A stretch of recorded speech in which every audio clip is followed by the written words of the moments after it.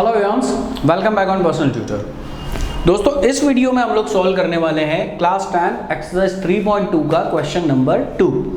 Question number 2 में कहा गया है on comparing the ratios a1/a2, b1/b2, c1/c2 find out whether the lines representing the following pairs of linear equation intersect at a point are parallel और coincident. हमें तीनों ratios को compare करना है और तीनों रेशियोज को कंपेयर करके हमें ये बताना है कि क्या इसका जो ग्राफ बनेगा उसकी लाइंस इंटरसेक्टिंग होगी आपस में या पैरेलल जाएंगी या कोइंसाइड करेगी। तो क्वेश्चन स्टार्ट करते हैं पार्ट नंबर 1। पार्ट नंबर 1 में इक्वेशन हमें दी हुई है 5x - 4y + 8 = 0।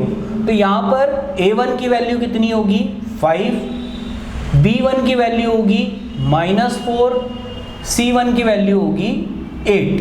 अब ये वैल्यूज क्यों है? क्योंकि हमारा स्टैंडर्ड फॉर्मेट क्या होता है a1x + b1y + c1 = 0, a2x + b2y + c2 = 0। ये हमारा स्टैंडर्ड फॉर्मेट है। यहाँ पर प्लस की जगह b1y में क्या दे रखा है -4y दे रखा है, तो ऑपरेटर जो दिया हुआ है वो operator as it is sign हमें यहाँ पर लेना होगा। तो a1 हमारा कितना आ गया 5 आ गया, b1 आ गया हमारा -4, c1 आ गया हमारा 8। सेम तरीके से a2 इक्वेशन क्या है 7x + 6y - 9 = 0। तो a2 मेरा हो गया 7, b2 मेरा हो गया 6 और c2 हो गया मेरा -9। हमें पता है अगर a1/a2 और b1/b2 ये दो रेशोज अगर इक्वल नहीं होते तो क्या होता है यूनिक सॉल्यूशन होता है। और यूनिक सॉल्यूशन के लिए ग्राफिकल कंडीशन क्या है intersecting at a point. Graph की दोनों लाइंस क्या होंगी एक पॉइंट पर इंटरसेक्ट करेगी।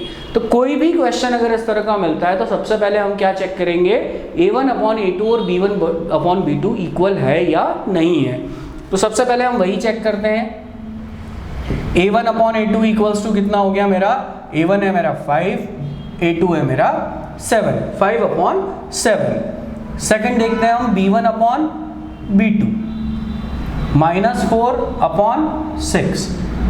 सॉल्व करेंगे इसको और तो ये क्या हो जाएगा -2/3। इसका मतलब क्या हो गया कि a1/a2 is not equals to b1/b2 क्योंकि 5/7 इज नॉट इक्वल्स टू -2/3। ये दोनों रेशोज अलग अलग हैं और दोनों रेशोज कभी भी इक्वल नहीं हो सकते। इसलिए a1/a2 is not equals to b1/b2 और a1/a2 b1/b2 इक्वल नहीं है तो क्या हुआ ये एक यूनिक सॉल्यूशन हुआ। और यूनिक सॉल्यूशन मतलब इंटरसेक्टिंग लाइंस। तो इसका आंसर पहले पार्ट का आप क्या लिखेंगे इंटरसेक्टिंग लाइंस। पूछा भी उसने हमसे यही है कि क्या वो एक पॉइंट पर इंटरसेक्ट करती है, lines intersect at a point. ये हो जाएगा इसका पहला सॉल्यूशन। देखते हैं हम इसका सॉल्यूशन नंबर 2।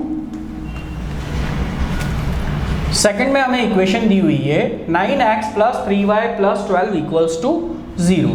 तो a1 की वैल्यू मेरी क्या हो गई 9, b1 की वैल्यू हो गई मेरी 3 और c1 हो गया 12। सेकंड इक्वेशन है मेरा 18x + 6y + 24 = 0।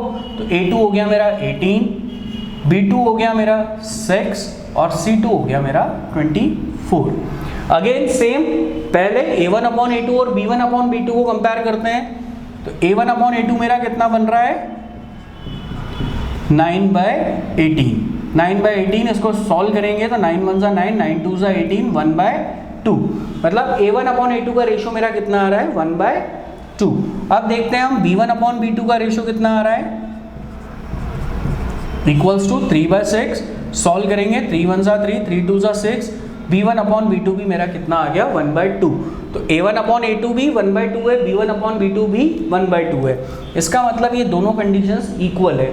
तो अब हमें इसको क्या करना पड़ेगा तीसरे के साथ भी कंपेयर करके देखना पड़ेगा। तो c1/c2 मेरा कितना बन रहा है 12/24। 12 1 12, 12 2 24, 1/2। अब यहाँ पर ये सिचुएशन क्या बन रही है, इस सिचुएशन को हम देखेंगे तो a1 upon a2 equals to b1 upon b2 equals to c1 upon c2, क्योंकि तीनों के ही रेशो 1/2 आ रहे हैं, तो ये तीनों आपस में क्या हो गए, इक्वल हो गए। अगर ये तीनों रेशोज आपस में इक्वल होते हैं तब क्या होता है, तब इनफाइनाइट मैनी सॉल्यूशंस, इसकी कंडीशन क्या होती है, इनफाइनाइट मैनी सॉल्यूशन। और इनफाइनाइट मैनी सॉल्यूशंस को हम ग्राफिकली किस तरह से रिप्रेजेंट करते हैं, ग्राफिकली लाइंस क्या होती है, कोइंसाइड करती है। तो आप इसका आंसर क्या लिखेंगे, कोइंसिडेंट लाइंस। इसका आंसर आपका हो जाएगा coincident lines. Okay, moving up to the next part, part 3। इसका पार्ट 3 है, पहली इक्वेशन है 6x minus 3y plus 10 equals to 0। तो a1 मेरा कितना हो गया, 6 हो गया, b1 मेरा कितना हो गया, माइनस का 3 हो गया, c1 मेरा हो गया 10। सेकेंड इक्वेशन है मेरी 2x minus y plus 9 equals to 0। तो a2 मेरा हो गया 2, b2 हो गया मेरा -1 और c2 हो गया 9। ओके, अगेन सबसे पहला कंपैरिजन a1 अपॉन a2 और b1 अपॉन b2 का हम कंपैरिजन करेंगे सबसे पहले। तो a1 upon a2 equals to 6/2, solve करेंगे तो ये रेशो आपका कितना हो गया, 3:1। सेकेंड रेशो देखते हैं b1 अपॉन b2 का। तो b1 अपॉन b2 है -3 अपॉन -1, माइनस साइन से माइनस साइन कट गया, रेशो क्या बन गया, 3/1। यहाँ पर फिर हमने देखा a1 अपॉन a2 और b1 अपॉन b2 क्या हो गए, इक्वल हो गए, दोनों का रेशो 3:1 आ रहा है। तो अब हम यहाँ पर तीसरा रेशो कंपेयर करेंगे, c1 अपॉन c2। c1 कितना है मेरा 10, c2 कितना है 9। दोनों आगे फर्दर सॉल्व नहीं हो सकते, तो रेशो यही रहेगा इसका 10/9।